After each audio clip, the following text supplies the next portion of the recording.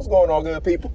Happy Tuesday to you. It's Iceberg coming to you this Tuesday morning, November 8th. Well, it's here in the United States. It's election day. It's an even year, so it's election day. It's the second Tuesday this November, but typically it's the first Tuesday of the month. But the first Tuesday fell on the first, so I guess they didn't do it they didn't want to do it that way. But if you haven't already voted, make sure you handle your civic duty today and get out and vote. This isn't a video to tell you who to vote for or who I vote for or anything like that. It's just telling you to get out and do it. If you don't participate, it's hard to have a whole bunch of negative opinions and complaints about what the outcome is if you didn't even participate in the process. So go out and vote.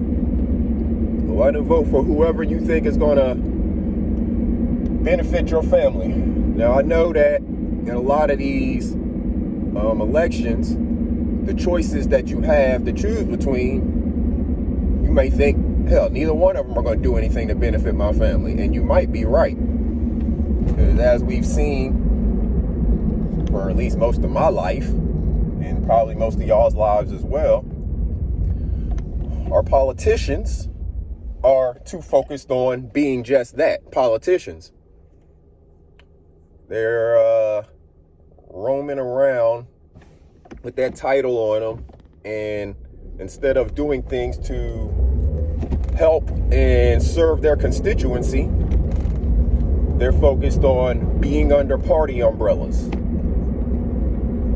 And again, this is not to tell you or anyone else how to vote, but just my personal feelings is that anyone who is running under a party umbrella, as in Republican or Democrat, and there's other parties as well, but those are the two main ones that have everybody's attention. Anybody running under one of those umbrellas, you can pretty much discount anything they say, because they're going to do 99% of the time whatever the party says or whatever the leader of the party says. So you can forget pretty much anything that they've said to you on the campaign trail. I mean, as you see, while they're on the campaign trail, they flip-flop the stuff they say. One week they're saying one thing because it's the popular thing to say. The next week they're saying the exact opposite because it's the popular thing to say. It's all about tricking you, the voter, into giving them your vote. But then when they get your vote, what are they going to do with it? That's the question that you have to ask yourself. When you give these people your vote, it's supposed to be an exchange. You're giving them your vote in exchange for them actually getting into office and doing something with their position. There's not that many of those positions. You think about the senators, there's 2 for every state. So out of everybody in your state, only 2 people can fill those positions at any given time. When we're talking about federal, United States senators. When there's representatives, it's a different amount for each state depending on how your population and stuff. But my point is, we choose one person to represent us in different ways. Let's make sure who we're choosing is somebody worthy of our vote. And if not, don't vote for their ass. So all these people that are running under these party umbrellas, we, the people, have to be the ones to stop them from doing this. They're going to continue to do this as long as that's where the money is, that's where the attention is, and as long as the gullible people of America will continue to vote for them just because they belong to that party. Because what we have now in a lot of our politics is one party saying the other is bad, and the other party's retort is, no, they're the bad ones. And that's all they're really saying. Neither one of them are saying what they're actually going to do to, help us, the people. They're just saying the same things. They're arguing over gas prices. They're arguing over inflation. They're arguing over all of the economy stuff. They're arguing over abortion and immigration and all of that stuff. They're arguing over that stuff. But does that stuff impact you the same way? And if it does, then vote accordingly. But if it doesn't, then don't be distracted by it. For example, I think about a week ago, I heard somebody that's running for an office in Pennsylvania. I don't know what office it was they're running for, whether it's, governor or, one of the Senate or representative seats. I don't know. It doesn't matter. The point is, this person from Pennsylvania that's running for an office in Pennsylvania was on TV talking about the border crisis. Quote unquote. They call it a crisis. I don't think there's a crisis at the border. I think there's just people that want to come into America like a lot of the other people who've gotten here. And they run into hang-ups when they come across the border, a lot of times because of the pigmentation of their skin. Because as we see, the quote-unquote border crisis only seems to apply to the southern border. So we're worried about the brown people coming across the southern border. We're not worried about the people coming across the northern border because most of them are going to be brown. We're not worried about the people coming in from the east and the west on planes, possibly illegally, because a lot of them are not going to be brown. Because a lot of your brown people are the people who don't have as many resources. So they're not going to be able to fly into the country illegally, or they're not going to be able to find other means to get into the country, not crossing that southern border. So it's only a crisis if you think it is. The politicians want you to believe it's a crisis. But if you live in Pennsylvania, does the Texas, Arizona, New Mexico border have a whole lot of impact on you? Does the Florida border have so much impact on you that you care about your representative or whoever that person was, making that one of their top issues that they're talking to you, the constituency, about? How much do you care in Pennsylvania about the southern border and what's going on down there? Is that one of your top issues, top priorities? Do you want your representation in Congress or wherever else talking about that? That's the type of stuff that we got to be looking at as voters. What are these people talking about? Are they just following along party line agendas?